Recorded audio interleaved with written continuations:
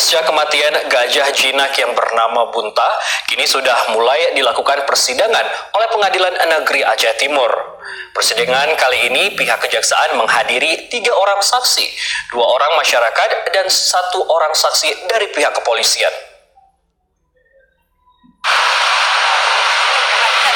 Dalam persidangan yang digelar di Pengadilan Negeri Kabupaten Aceh Timur, pihak Kejaksaan Negeri Kabupaten Aceh Timur menghadiri 3 saksi.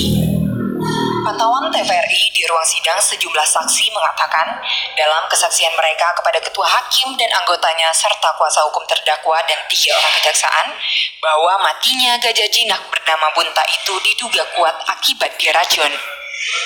Pasalnya di lokasi kejadian ditemukannya seperti buah kuini dan kulit pisang yang berada di sekitar gajah tersebut.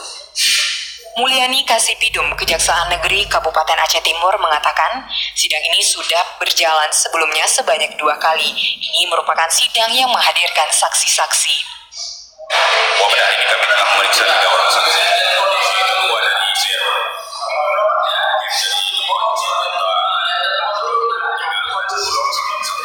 Saksi menangkap bahwa intinya bahwa si Bunta ini mati akibat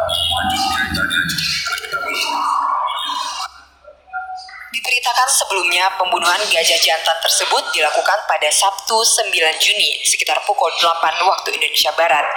Polisi menduga pelaku datang ke CRU Serbajadi, Aceh Timur dan selanjutnya memberikan pisang dan mangga yang sudah ditaruh racun ke gajah.